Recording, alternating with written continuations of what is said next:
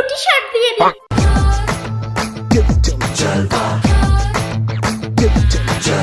কুত্তা है तो कुत्ता।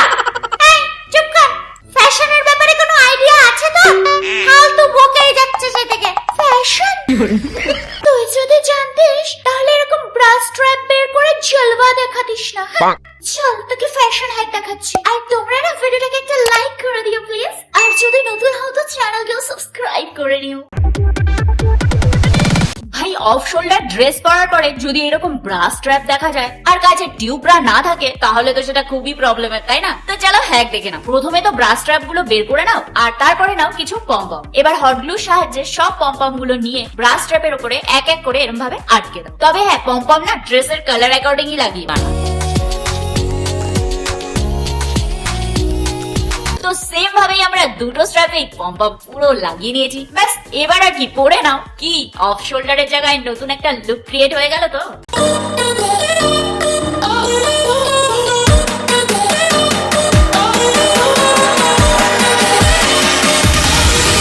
দেখো ভাই, কখনো কখনো আমরা অনলাইন থেকে এমন ড্রেস কিনে ফেলি যেটা খুবই শর্ট হয়ে যায় আর যার জন্য সব জায়গায় এগুলোকে পরতেও পারি না। তাহলে চলো এটার একটা স্টাইল করে নিই। প্রথমে তো নিতে হবে আমাদের যে কোনো টপ, আর টপটাকে এই ড্রেসের উপরেই পরে নিতে হবে। আর আগের ড্রেসটাকে এইভাবে নিচের দিক থেকে টেনে বড় করে নাও আর কোমরের কাছে একদম আটকে সেট করে নাও। আর এইরকম ড্রেসগুলোতে ইলাস্টিকও থাকে যার জন্য এটা ওয়েস্ট অ্যারাউন্ড ভালোভাবে আটকেও থাকে। ব্যাস হয়ে গেল আমাদের নতুন লুক তৈরি।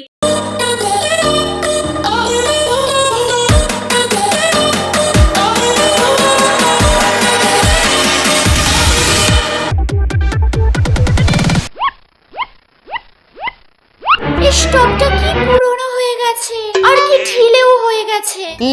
এই কাঁচিটা নে আর কেটে ফেল। আরে পাগল নাকি? যদি এরকম পুরনো টপ পরে পরে বোর হয়ে যাও তাহলে সেটাকে নতুন লুক দেওয়ার জন্য টপটা দুই হাতা বরাবর মার্ক করে নাও। তারপরে হাতা দুটোকে একদম এইরকম ভাবে কেটে নাও। তারপরে গলার কাছেও আমরা এরকম ভাবে মার্ক করে নেব আর কেটে নেব। তারপরে গলার এখানে যে কাপড়টা আছে এটাকে আমরা ভাঁজ করে সেলাই করে নেব। দুদিকের কাপড়টাকে সেলাই করার পরে আমরা একটা স্পেশাল জিনিস করব। একটা সুন্দর দড়ি নেব আর এই গলার এখানে যে সেলাই করা হয়েছিল সেখান দিয়ে ঢুকিয়ে দেব।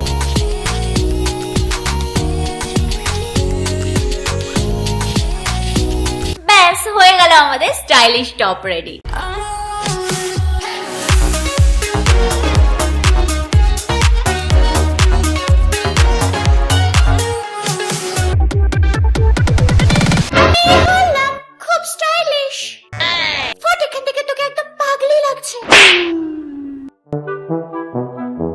যদি টপ এমন লুজ হয় না তাহলে টপটাকে মুড়িয়ে এইখানটায় এমন ভাবে একটা গিট মেরে নাও।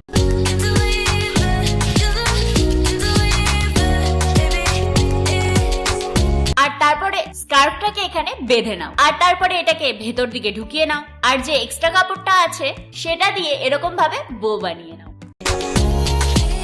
ব্যাস হয়ে গেল ইউনিক স্টাইল।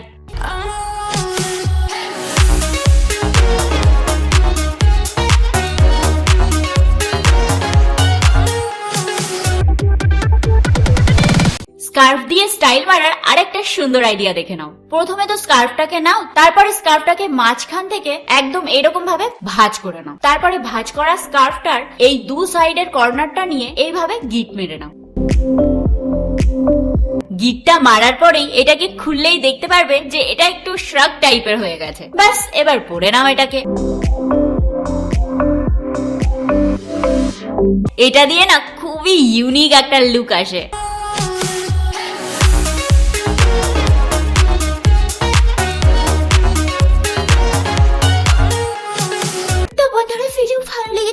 একটা লাইক করে দিও আর বন্ধুদের সাথে শেয়ারও করে নিও। আর যদি নতুন হও তাহলে চ্যানেলকে সাবস্ক্রাইব করতে কিন্তু একদম ভুলো না। হ্যাঁ, তো আজকের মতো টাটা।